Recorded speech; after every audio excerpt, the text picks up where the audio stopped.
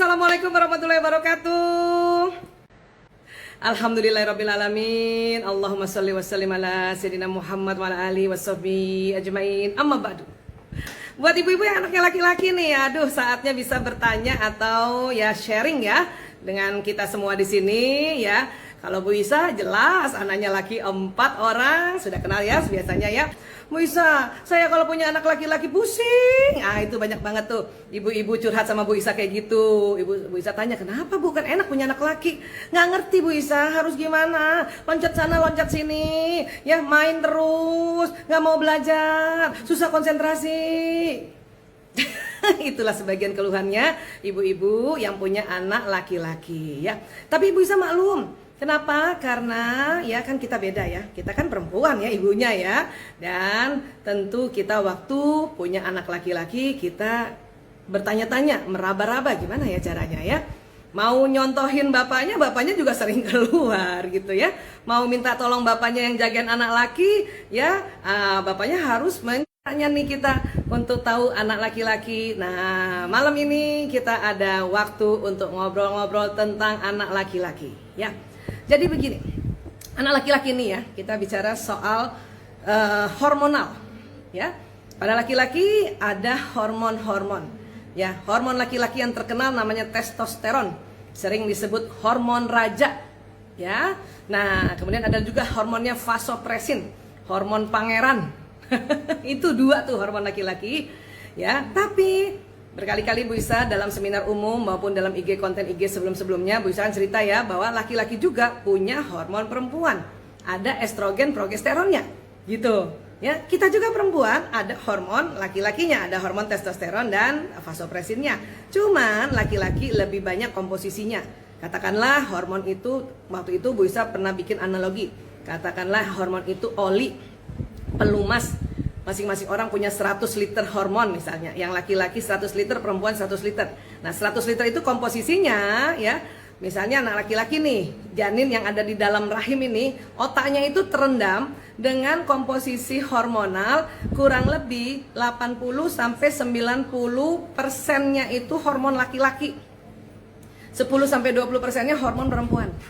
Dia terendam tuh otaknya ya di dalam rahim seorang ibu janin itu. Jadi membentuk peta-peta, membentuk sebuah desain-desain. Dan ini semua Allah yang ciptakan. Ya. Nah, kalau anak perempuan gimana Bu Isa? Kebalikannya. Terendam di otaknya hormon perempuan. Ya, hormon perempuan estrogen. Ya, ada lagi progesteron. Jadi hormon ratu dan hormon putri namanya tuh. Ya, kalau kita bisa kasih nama ya. Dan juga ada pada hormon anak perempuan, hormon laki-laki sekitar 10-20%. Ya. Anak perempuan yang hormon laki-lakinya 20% biasanya itu perempuan yang watak ekstrovert, yang koleris sanguinis gitu ya. Makanya kita sering bilang tomboy ya. Siapa teman-teman nih para bunda yang merasa kayak gitu ya, itu hormon laki-lakinya agak banyak sedikit dibanding perempuan yang wataknya introvert. Ya, yang introvert mungkin dikit hormon laki-lakinya ya, banyakkan hormon perempuannya. Paling juga cuma 5%, 10% gitu ya. Nah, jadi perempuan yang introvert, yang melankolis, blackness itu perempuan banget yang ya Allah ngomongnya baik banget, bukan baik ya, apa lembut ya. Ekstrovert juga baik soalnya, cuman ekstrovert ceplos-ceplos. Kalau introvert itu lembut, ya ngomongnya soft gitu karena hormon laki-lakinya cuma sedikit. Nah, juga pada laki-laki ya, pada laki-laki yang hormon perempuannya cuma sedikit ya, itu sekitar 10% itu menjadi laki-laki ekstrovert. Laki-laki yang garangnya lebih agresif dibanding anak laki-laki yang kurang lebih hormon perempuannya sekitar 20%. Itu laki-laki introvert. Ya, laki-laki pemikir, pengamat, memang hormon perempuannya memang Allah desain agak banyak sedikit. Makanya dia menjadi laki-laki yang lebih lembut dibanding laki-laki yang ekstrovert. Itu wajar nggak Bu Isa? Wajar. Nah, biasanya kan ada istilahnya normal nggak Bu Isa? Normal lah tuh. Normal, tapi itulah ya komposisi-komposisi yang ada di dalam otak ya janin ini. Nanti 1 atau sekian persen ada namanya kejadian luar biasa yang kemungkinan karena masalah makanan kah, bukan salah makan ya, makannya terlalu banyak makanan yang mengandung hormon. Misalnya janinnya laki-laki, makanannya banyak mengandung hormon ya hewan-hewan yang disuntikin progesteron, estrogen kan. Jadinya nambah deh tuh estrogen progesteronnya pada janin tersebut. Yang harusnya mungkin maksimalnya 20 liter, nambah 25. Ya, makanya dia menjadi anak laki-laki yang lebih lembut lagi. Lebih apa ya? Lembut kan, nama kita sebut lembut ya, lebih pelan lah kalau ini dibanding anak perempuan, malah apalagi dibandingin anak perempuan yang tomboy, yang ekstrovert gitu ya. Jadi seperti itu kurang lebih komposisi di dalam otak. Nah, itu yang membuat peta-peta atau membuat program-program yang ada di otak ya, ada perbedaan-perbedaan antara laki-laki dan perempuan. Walaisa dzakaru kal unsa, Ali Imran ayat 36, dan laki-laki tidak sama dengan perempuan ya. Oke, sudah ada yang bertanya kah? Hari ini Bu Isa ditemani oleh Dr. Ica ya, alhamdulillah. Mbak Cening di rumah, Mas Omet di rumah, Mbak Nining di rumah, Mas Lanang baru saja pulang praktek dari tempat rehab, sekarang sama Mbak Ica aja. Hai nak, sudah ada yang bertanya? Oh sudah ada, banyak katanya. Ya Allah, yang mana dulu nih Mbak? Nah, yang mana? Oh, Mama, Bunda Tia Marda punya anak laki-laki yang satu umur 2 tahun, yang satu umur 1 tahun. Gimana caranya biar anak tetap akur meski sering rebutan mainan? Gini, anak-anak ya, saudara kandung aja itu bukan cuma laki-laki ya, ada laki perempuan, perempuan sama perempuan gitu ya. Itu ada namanya sibling rivalry, ada namanya persaingan antar saudara. Apalagi anaknya laki-laki semua. Ya. Kenapa Bu Isa kok anaknya laki-laki semua? Sering seperti itu ya. Nah, kenapa? Karena di dalam otak laki-laki itu ada program bersaing. Jadi laki-laki Allah mendesain ada otak program bersaing pada anak laki-laki. Ya, pokoknya pada seluruh laki-laki lah. Ya. Sebenarnya untuk apa sih Bu Isa? Itu sebenarnya ya, walau alam bisawab, hanya Allah yang tahu persis maksudnya apa. Tapi terungkap oleh para ahli, pelan-pelan itu salah satunya adalah bahwa kenapa laki-laki diberikan Allah program bersaing? Agar bisa bersaing, berkompetisi. Dalam apa? Menjemput nafkah. Nah, kita nggak bukan mencari kali ya, menjemput ya nafkah itu ya. Jemput. Nah, itulah makanya laki-laki ada program bersaing. Nah, pada waktu kecil dia sudah nyala program bersaingnya. Ya, makanya tidak usah heran, tenang saja kalau punya anak laki dan laki, apalagi umurnya hampir sama, mereka dikit-dikit bersaing. Ya. Setting di kepalanya Bunda kalau anak itu ini punya aku, itu bukan rebutan, itu sedang dalam persaingan atau apa? Sedang belajar kompetisi. Kan kita sekarang belajarnya berbasis kompetisi kan? Nah gitu aja, jadi bundanya tenang. Kenapa? Karena mau dimanapun, anak siapapun, apalagi anak Bu Isa tuh 4, ya pasti bersaing. Yang penting bundanya tenang. Sambil ngelihat, sambil doain, sambil bersyukur, ya Allah anakku belajar berkompetisi. Insya Allah nanti sewaktu dia besar nanti, dia sekolah kah, dia kuliah kah, dia bekerja kah, dia tahan berkompetisi. Gitu dong ya. Terus kalau gimana caranya supaya kita bisa ya merelai dia? Ya tinggal ditunggu aja. Mudah-mudahan tidak terjadi kan. Biasanya kadang-kadang nggak terjadi, cuman ibunya udah panik duluan. Apa Bu Isa yang perlu ditunggu? Ada 2 hal yang kalau itu keluar baru kita cut. Baru kita datang sebagai seorang ibu memisahkan mereka. Apa itu? 1, kalau ngomongnya udah kasar. Ya. Ini punya aku, terus dia ngomong apa, dia ngatain kakaknya atau adiknya, kita boleh bersaing tapi ngomong yang santun. Satu ya. Atau yang kedua apa? Dia sudah mau memukul, barulah kita intervensi. Supaya apa? Supaya anak laki-laki kita nggak lembek, Bunda. Ya, biarin aja dulu, kita liatin dari jauh. Ya, dan satu lagi apa?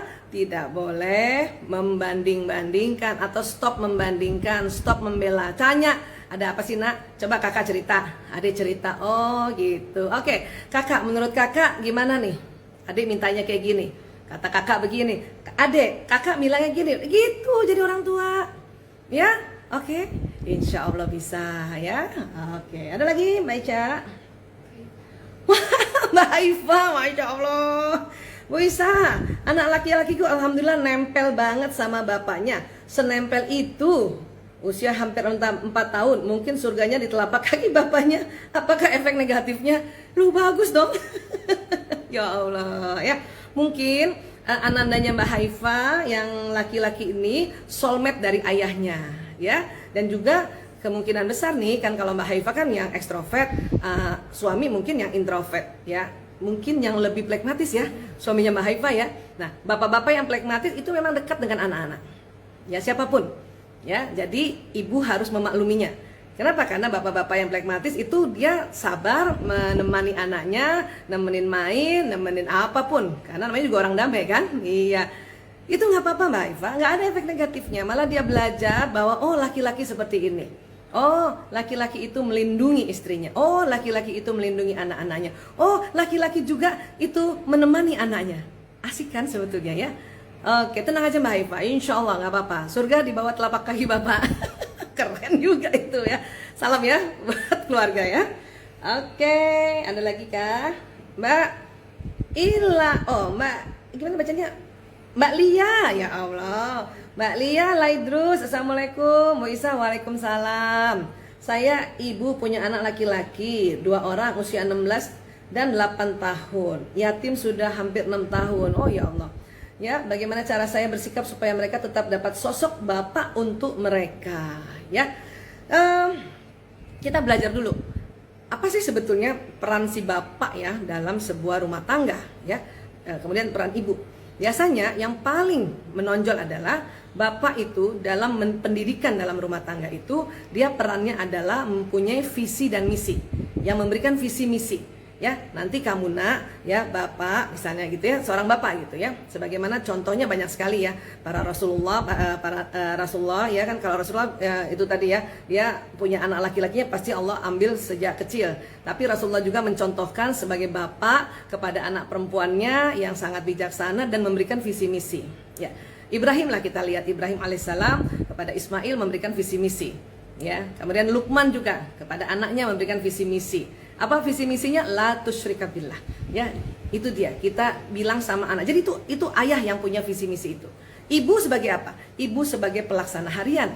Ya, visi misi yang ayahnya sudah sampaikan pada anak-anak untuk kita ya, untuk keluarga ini mengesahkan Allah, maka ibu yang melaksanakan. Gimana caranya? Ya, ibu carikan buku-buku yang mengenai tentang bagaimana tauhid anak kita terhadap Allah, ya, mencarikan sekolah yang bernuansa betul-betul konsep Islaminya jalan gitu, ya, menemani anak-anak selalu bercerita tentang keesaan Allah, itu perannya gitu. Nah, kemudian pada keluarga yang seperti tadi disampaikan ya, bahwa ayahnya sudah tidak tiada, maka sebagai penggantinya ya sudah pegang visi misi. Ya. Jadi visi misi itu biasanya dikasih tahu anak-anak dalam kondisi yang serius gitu. Jadi anak dipanggil, sini sayang, sini nak. Ya, ini visi misi kita keluarga ini adalah tauhid. Ya nak ya. Nah, terus seolah-olah jadi bapak tuh kan. Besoknya ya waktu ibu berperan jadi ibu ya itu tadi pelaksana harian. Ya, ceritakan atau ngobrol atau diskusi, carikan film-film atau ngobrol film yang tentang ketauhidan. Itu contohnya. Ya. Nah, apalagi yang ciri khasnya yang berbeda. Ibu adalah people yang penuh, orang yang penuh kasih sayang dan penuh ketulusan. Bapak apa bapak? Bapak person of tega. Ya, bapak begitu harus belajar untuk anaknya, belajar supaya tega juga, supaya si anak ya bisa lebih tough dalam ya menghadapi kehidupan yang di luar rumah. Jadi kalau single parent misalnya ibu saja, ya satu ketika ibu waktu peran jadi bapak, ibu harus bertega nih. Bundanya harus tega. Ya, bundanya harus tega. Ya, bunda, aku ada tugas nih begini. Ya, bunda ceritain dong dengan detil. Tolong cari di Google ya nak. Cari sendiri dulu ya. Nah, itu ceritanya dari bapak itu. Ya, yang agak tega dikit. Bun, HP aku rusak. Ini susah banget. Diperbaiki dulu ya nak. Karena kalau ibu, apalagi kalau ibu itu punya uang, pasti sini bubulin. Itu otomatis itu ibu. Ya, tapi misalnya kita sebagai bapaknya juga karena kita berperan ganda diperbaiki dulu ya nak ya. Kita coba dulu ya. Nah, itu ceritanya sebagai bapak. Nah, caranya juga pada saat kita mau setting menjadi bapak langsung berniat, ya Allah, sekarang niat saya sebagai bapak dulu, berperan sebagai bapak. Apa? The person of tega. Ya, jadi ingat itu aja. Mudah-mudahan ya Allah memberikan kemudahan dan insya Allah Ananda tumbuh mendapatkan 2 tetap kasih sayang dari ayah dan dari ibunya. Ya, walaupun peran ayah digantikan juga oleh peran ibu. Oke. Baik, berikutnya. Mbak Nuri 1304. Anak laki-lakiku Juli 4 tahun ibu. Oh, maksudnya bulan Juli nanti. Oke. Senang banget lari-lari, kejar-kejaran dan tangannya iseng. Kalau anak suka mukul kakaknya atau temannya harus dimarahin atau gimana ya Bu? Kadang kasihan kalau saya omelin. Kok dimarahin sih Bu? Gini, ya ini berarti sudahlah anak laki-laki. Laki-laki memang anak yang testosteronnya banyak sehingga senang agresif, senang bergerak, ya. Kemudian apalagi usianya baru 4 tahun. Di mana 4 tahun itu yang bekerja baru otak bawah sadar, subconsciousnya baru bekerja, ya. Otak bawah sadar itu salah satunya diantaranya ada emosi. Dan anak laki-laki itu anak yang sangat jujur emosinya, marah ya marah, kesel ya kesel, ya sedih ya sedih, ya kan, malu ya malu kan gitu ya, seneng ya seneng, ya itu laki-laki, ya. Kemudian apalagi? Kemudian anak laki-laki juga, ya ini kan suka iseng gitu ya, suka iseng. Kenapa? Memang laki-laki kan suka bersaing tadi, maka dalam bersaing itu kadang-kadang suka iseng, iseng aja, pengen tahu aja, iseng, pengen tahu kalau aku colek kakakku, aku colek musil adikku, dia bereaksi apa enggak? Itu kalau iseng, ya. Kalau mukulnya lihat dulu, mukul iseng, bercanda atau mukul betulan. Kalau mukul betulan atau mencubit betulan, berarti Ananda ini baterai kasihnya perlu di-charge. Ya, kan baru 4 tahun Bu Isa. Kata Bu Isa 4 tahun baterainya 55-nya di-charge. Iya 55-nya. Bisa jadi anak yang suka mukul saudaranya yang dengan penuh kemarahan, berarti mungkin udah sebulan, 2 bulan, baterai 5 tadi itu ya ada kurang chargernya. Ya, ingat 5 baterai kasih, ya. Teori kita waktu itu dari Pak Adi W. Gunawan, ya sudah dibahas selama 5 pekan, Masya Allah, ya. Apa? Kata-kata pendukung, kemudian sentuhan fisik, pelayanan, quality time, dan hadiah. Ya, itu berarti kalau ada anak kita umur 4 tahun, dia pukul saudaranya dengan kekesalan, atau dia bully saudaranya dengan kekesalan, atau dia sangat pelit banget, atau dia ngeledek saudaranya, benar-benar ngeledek yang marah gitu ya, membentak yang marah, maka ada berapa bulan itu 5 baterainya tidak tercharge dengan penuh. Maka mulailah charge lagi. Ya. Jadi bukan diomelin. Oke, charge baterainya. Bisa, saya belum terlalu ngerti. Nah, coba ya searching lagi, kan ada tuh di IG bisa juga ya, ada di YouTube juga ya. Oke, searching lagi tentang bahasa kasih. Ya. Oke. Baik, lanjut. Ya. Mana nih? 36. Amri. Bu Isa, gimana bersikap pada anak laki-laki yang usianya 18 tahun? Oh. 18 tahun ini kan sudah sudah lumayan lah ya, nggak terlalu remaja-remaja amat ya, jadi bukan remaja awal tapi sudah remaja pertengahan, karena nanti disebut remaja juga sampai 21 ya, nanti dari 18 ke atas itu remaja yang sudah remaja mau meningkat dewasa ya. Anak laki-laki, pada prinsipnya pada anak laki-laki pada saat dia remaja di usia-usia itu testosteronnya meningkat dahsyat. Ya, waktu kecil mungkin ya testosteronnya tidak terlalu banyak meningkat. Pas mulai dia mimpi basah pertama kurang lebih di usia 11 tahun, 12 tahun, 13 tahun, dan seterusnya sampai kurang lebih usia-usia 30 tahun ya, itu sedang tinggi-tingginya tuh. The topnya itu umur 17 tahun, 17 sampai 20 tuh the topnya tuh, sampai 25 lah. Ya, testosteron lagi tinggi-tingginya. Di situ berarti dia punya sifat kelaki-lakian sangat jelas. Apa sih ciri khasnya laki-laki pada hormon testosteron yang meningkat? Agresif, ya agresif. Selalu mau ya namanya juga agresif ya. Selalu mau melakukan hal-hal dengan cepat. Ditambah lagi kalau wataknya ekstrovert. Jadi sudah laki-laki hormonnya memang testosteron meningkat, dia memang membuat agresif, tambah lagi ekstrovert. Ekstrovert ini perpaduan watak yang hasrat mengatur dan spontan, ya kan? Nah, jadi ya nikmati aja, ya. Terus apa Bu Aisyah yang kita bisa pahami? Pahamilah bahwa anak laki-laki kita kalau misalnya karena dia agresif, maka kalau kita minta sesuatu atau ngajak sesuatu atau maaf nyuruh sesuatu, ya hindari untuk terlalu ditekan. Ya, ditekan. Apalagi suara kita tinggi, dia akan, "Iya Bunda, apa sih Bunda?" Nah, kita dengar kayak gitu sedih lagi. Ya, terus kita merasa, "Kok anakku begini, siapa yang ngajarin yang dia bantah sama aku?" Sedih lagi. Ya, jadi fahamilah, insya Allah sebentar lagi di atas 20 tahun atau sudah di atas 21 tahun dia akan menjadi anak laki-laki yang tambah bertanggung jawab dan mulai sudah bisa mengatasi hormon testosteron yang dahsyat itu. Ya, jadi sabar sampai Ananda kuliah ya. Sekarang pun sudah kuliah ya, berarti sebentar lagi dia akan jauh lebih bijaksana lagi. Ya, oke? Iya. Baik, lanjut. Mbak Hisra 51. Ibu, anak saya usia 10 tahun. Kalau tersentuh sedikit langsung nangis. Gimana cara menghadapinya? Tersentuhnya gimana nih? Tersentuh fisik atau tersentuh perasaannya? Ya, ini ada dua nih, fisik atau perasaan. Ya, kalau tersentuh fisik itu mungkin kecolek, itu ya maksudnya ya, kecolek atau nah gitu ya, atau bajunya kah gitu ya. Nah, kalau yang tersentuhnya itu fisik atau bajunya, nah, bisa jadi Ananda ini yang wataknya yang introvert, yang didominasi oleh watak melankolis, watak yang sempurna, yang selalu mau rapi, yang selalu mau detil, yang selalu mau hati-hati, yang selalu mau sempurna. Nah, kemudian melankolis itu bahasa kasihnya bukan sentuhan fisik, maka dia rasanya jengah kalau disentuh-sentuh.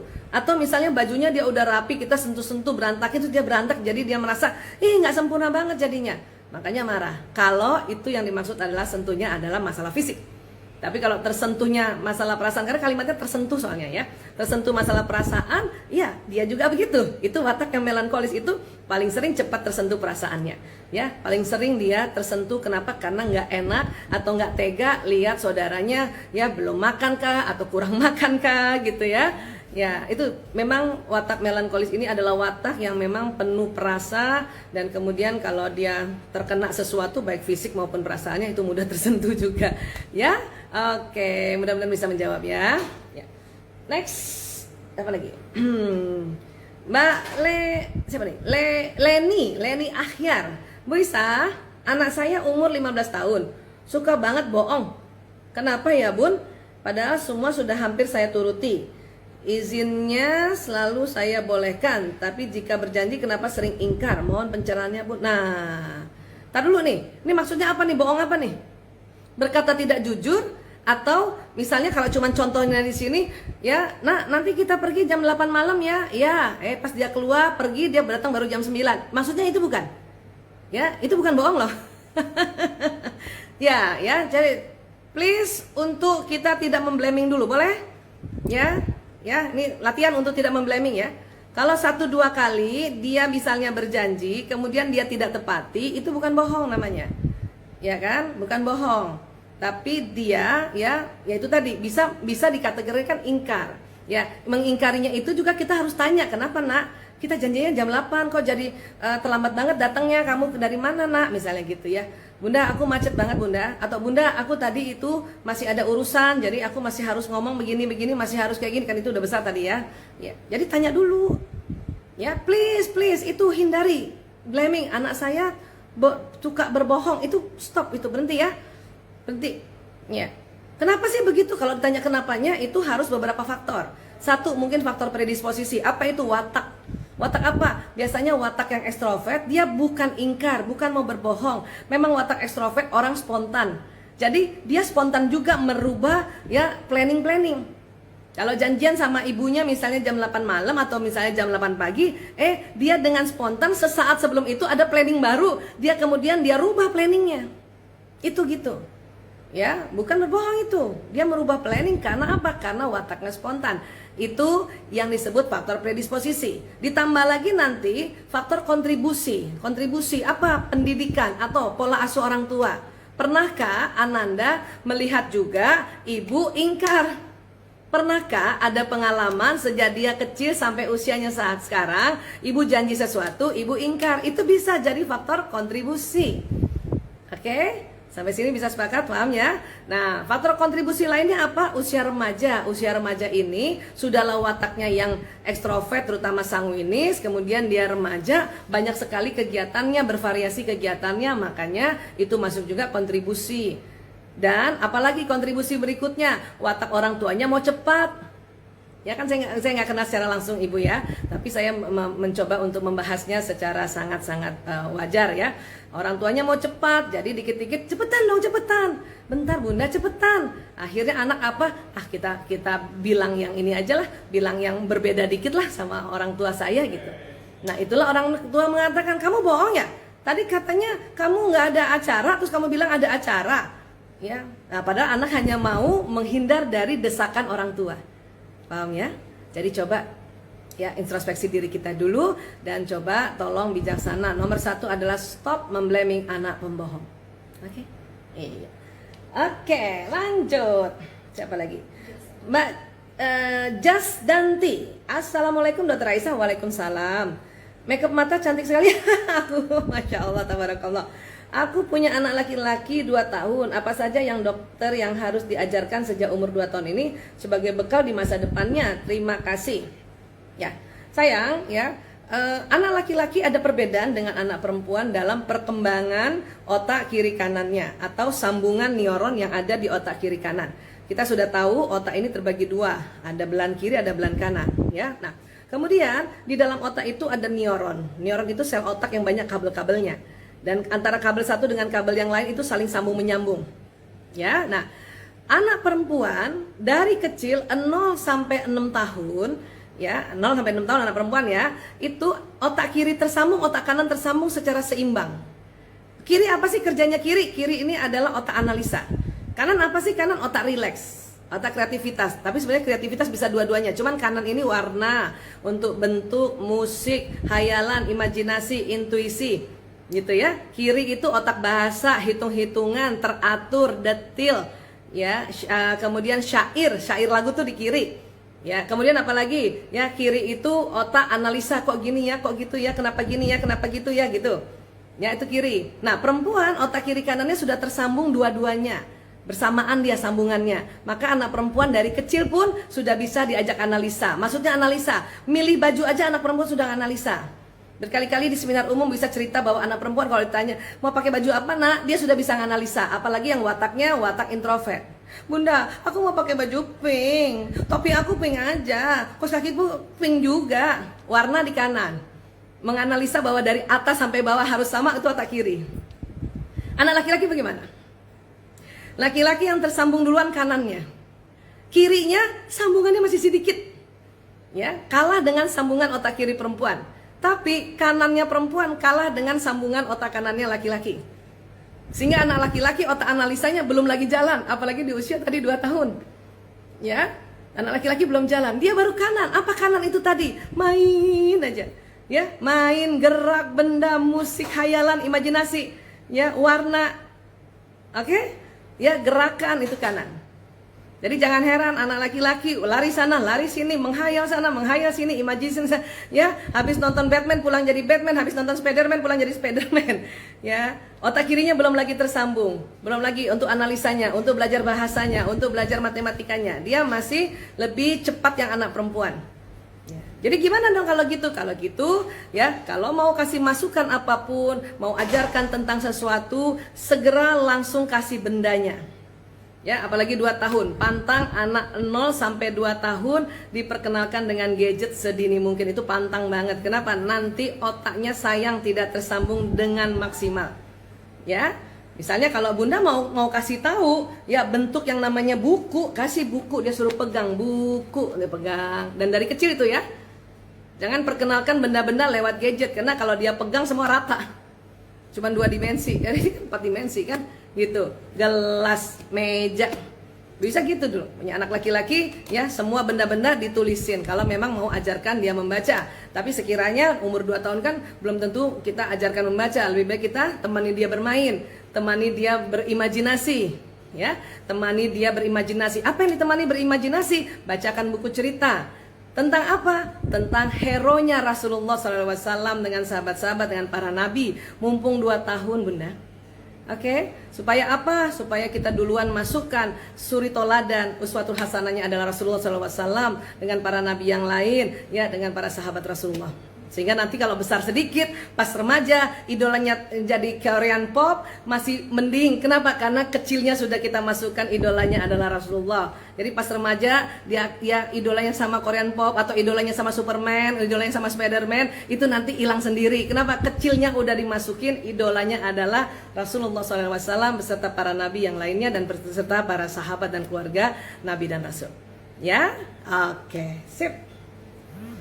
Lagi Mbak Lis.Wahyu, Assalamualaikum Bu. Waalaikumsalam warahmatullah. Saya punya anak laki-laki umur 8 tahun, suka banget mainan boneka dinosaurus yang dari kain gitu, main perang-perangan atau kayak ngobrol sama boneka dino itu. Normal ya dok? Anaknya introvert, 8 tahun. Masih normal, sangat normal. Kenapa? Karena anak laki-laki tadi kan, ini pas banget nih pertanyaannya nyambung. Dia kan otak kanan tuh. otak imajinasi, otak benda, ya kan? Nah, jadi pada saat dia main boneka dinosaurus, ya, itu berarti kemungkinan besar Ananda ini punya bakat atau kecerdasan naturalis. Kecerdasan yang kaitannya senang dengan alam, senang dengan binatang, ya. Kemudian dia terkesan dengan binatang purba. Itu tentu ya, dia waktu dia bermain dinosaurus, otaknya selalu berpikir. Dan tadi dia introvert. Introvert itu biasanya pemikir atau pengamat. Pasti dia memikirkan, kok dinosaurus bisa ya? Kok punah sekarang ya? Kenapa dulu dia besar-besar ya? Kenapa dia gede? Itu sambil main, itu sambil mikir. Tapi kok kemudian dia ngomong sendiri? Iya, karena orang introvert itu lebih senang ngomong sendiri. Jangankan introvert masih kecil, introvert udah gede aja, itu senang ngomong sendiri. Kenapa? Pemikir. Makanya dia senang bermain bersama bendanya, dia bicara, ya itu nggak apa-apa, itu sekalian dia mengeluarkan, dia belajar untuk mengungkapkan kata-kata lewat dia bermain seperti itu, ya. Jadi kalau ditanya normalkah itu, normal, pakai banget, ya insya Allah ya. Tapi saya tadi tambahkan penjelasannya kenapa disebutnya normal, oke? Iya, baik. Berikutnya siapa nih? Asia 6992. Anak laki saya usia 3 tahun, minatnya buat diajar ngaji dan sholat sedikit susah, belum mau ngikut, itu gimana? Nah caranya bunda sayang, ya caranya, bagaimana cara ngajaknya? Ingat ya, tadi kan anak laki-laki 0 sampai 6 tahun, otak kanannya yang berkembang duluan. Ya, kanan apa tadi? Ayo, kanan itu apa? Ya, benda, apalagi warna, apalagi musik, apalagi teknologi, imajinasi, hayalan, visualisasi, ya, gerakan. Coba deh, ajak dia ngaji dengan cara-cara itu. Ya, caranya gimana? Pakai gadget lah. Itu umur berapa tadi? 3, sudah boleh kan di atas 2 tahun pakai gadget. Caranya supaya apa? Karena kenapa gadget itu disenangi orang, terutama disenangi anak, dan terutama disenangi juga anak laki-laki? Karena dalam gadget ada suara langsung, ya, ada warna, ada gambar, gerak, teknologi, dan laki-laki otak kanannya sedang yang dominan, itu makanya dia cocok banget. Ya, ajarin. Ya, bunda aku mau main, ngaji dulu ya, di gadget juga kok ngajinya, ayo di gadget juga. Ya, atau sambil loncat-loncatan, ya. Di Arab Saudi itu, di Mesir, anak-anak kecilnya diajarin ngaji itu nggak duduk manis. Anak laki-laki nggak sanggup duduk manis. Kenapa? Otak kanannya berkembang, otak gerak. Maka dia akan apa? Dia akan loncat sana, loncat sini. Ya sudah, kita juga ya bantu temenin ngaji, temenin dia hafal Quran sambil loncat sana, loncat sini. Ya, kenapa? Apalagi kalau dia cara belajarnya, gaya belajarnya kinestetik yang harus gerak. Yang semua saraf-saraf tangan dan kakinya harus gerak. Jadi hindari ya, kalau tahu anak laki-lakinya kayak gitu, hindari ngajinya atau belajar yang lain duduk manis, dipaksa duduk manis. Makanya dia nggak mau. Ya, nah coba putar, minta doa sama Allah, ya Allah kasih petunjuk padaku ya Allah untuk bisa ya mengajarkan ngaji pada anakku, baca Quran, tapi dia senang. Nanti Allah kasih tahu petunjuk-petunjuknya. Ya, oke. Berikutnya siapa nih? Sakina Anina, gitu ya. Bunda, gimana cara hadapi adik kakak yang bersaingnya sampai besar, bahkan sampai kontak fisik, harus bagaimana ya bunda? Nah, tadi kita sudah belajar juga tentang sibling rivalry, persaingan antar saudara. Kemudian itu juga ternyata anak laki-laki dua-duanya ya, anak laki-laki ada otak bersaing, ya. Nah, kemudian coba cek selama ini, kalau dia bersaing, ya kita ngapain waktu itu? Ya, membela salah satu kah atau menghina salah satu kah? Nah, itu cek tuh, karena kita sebagai faktor kontribusi nih, sebagai parents ini sering banget ya membuat anak akhirnya tambah kesel. Kenapa? Karena si ibunya membela salah satu. Ya, saya ngomong begitu, kenapa? Itu memang nggak mudah buat ibu untuk tidak membela salah satu. Karena kita menganggap kadang-kadang ya kakak yang menzolimi adik gitu, atau kadang-kadang ya kita melihat oh ini adiknya emang begini. Nah, itu yang kita sudah mulai menzoom ke situ, ya kita memblaming ke situ. Itu yang kita harus hindari. Oke? Terus apalagi supaya mereka tidak saling berantem secara kontak fisik. Ya, apa? Kenali wataknya. Kenali wataknya. Bisa juga punya pengalaman begitu. Mas Lanang sama Mas Brio sama-sama kole. Satu sengmin kole, satu kole melo. Ya, pada saat dia bertengkar itu pas koleris-kolerisnya yang sedang memuncak. Kenapa? Karena hasad mengatur. Sudahlah laki-laki bersaing hasad mengatur, kole sama kole. Ya, sehingga mereka sangat-sangat ya bersaing di situ. Ya. Pernah berantem mau pukul-pukulan? Pernah. Kenapa? Karena waktu itu Bu Isa nggak ada. Ya, itu kekeliruan atau itu salah satu kekurangan waktu itu karena Bu Isa kerja dan kerjanya ngurus narkoba. Waktu itu belum banyak dokter yang mau ngurus narkoba. Jadi Bu Isa nggak bisa ya ambil waktu untuk bisa ya nemenin anak-anak lebih sering di rumah. Kalau sekarang alhamdulillah dokter yang ngurus narkoba banyak dan tim Bu Isa udah banyak sehingga Bu Isa enak sekarang di rumah. Ya, jadi dulu itu karena begitu. Ibu Isa akui kita ada faktor sebagai orang tua. Kenapa? Kita lalai, kita jarang ada di situ. Ya. Faktor berikutnya apa? Itu tadi. Ya, Bu Isa waktu itu seingat Bu Isa ya selalu yang dibela adik, kakak yang disuruh ngalah. Itu ternyata nggak begitu. Ya, Bu Isa ini kan begini nggak selalu selamanya benar. Justru karena kemarin-kemarin khilaf, keliru, makanya belajar. Oh, itu yang saya keliru. Untuk itulah Bu Isa sharing kepada teman-teman, sahabat-sahabat, apalagi kalau ibu-ibu masih muda, ya, karena Bu Isa juga mendapatkan bahwa oh kalau kita belajar, kita perbaiki, kita minta maaf sama anak-anak, kita perbaiki lagi, makin cakep. Dan sekarang mereka sangat kompak, sangat saling mensupport dengan watak masing-masing. Ya, dulu pernah tuh Mas Lanang, Mas Prio hampir mau pukul-pukulan, si Mas Janus nangis. Ya, akhirnya Mas Prio karena dari kecil juga mungkin sudah sudah masukan bagaimana survival skill, dia pergi kemana? Tidur di masjid. Ya, untuk apa? Menghindar. Kenapa? Karena sebagai laki-laki itu anak dua itu pada saat dia udah besar ya, bukan kecil-kecil ya, malah udah ya pas SMP kali ya, SMP SMA lagi remaja-remajanya agresif-agresifnya ya, mereka mau ya bersaing gitu. Pas ibunya nggak ada, bapak juga belum pulang. Ya, makanya itu. Tapi mereka, Bu Isa berterima kasih, bilang sama Prio, terima kasih anak, kamu sudah ambil keputusan menghindar dari Mas Lanang, pergi ke masjid. Mas Lanang terima kasih ya, kamu ya tetap di rumah, nggak dikejar adanya. Misalnya gitu ya. Oke. Tuh Mas Lanang ketawa tuh. kalau dia iseng kan dia bisa kejar adanya tuh. Dan satu lagi, waktu itu ada satu pelajaran yang Bu Isa belum belajar. Kenapa? Karena belum ada waktu itu konsepnya atau belum tersosialisasi secara populer apa bahasa kasih. Ya, jadi kalau ada anak bertengkar, selain karena persaingan, bahasa kasih mereka waktu itu lobet. Ya, Bu Isa yakin waktu itu Lanang juga lobet, Prio juga lobet, sehingga mereka mudah sekali tersulut. Ya, oke. Lanjut. Mbak Melia Atningsi, Bu Isa, anak saya 3 laki-laki semua. Alhamdulillah, selamat ya Bu. Bagaimana biar anak bisa memahami perbedaan karakter di antara kakak adik dari kecil diajarin tentang watak? Ya, bukan karakter, watak. Karakter itu pembentukannya. Ya, watak beda-beda, karakter itu ukirannya, pembentukannya, membentuk karakter. Bunda misalnya kan keluarga muslim nih kita. Keluarga muslim itu ingin membentuk karakter anak muslim yang soleh soleha. Itu namanya membentuk karakter. Yang dibentuk adalah watak. Ya, nah anak-anak wataknya beda-beda. Pengalaman Bu Isa, setelah Bu Isa belajar watak tahun 2000, itu anak-anak juga masih kecil. Itu Bu Isa langsung ketik. Ya waktu itu ya Mas Lanang masih ingat itu ya.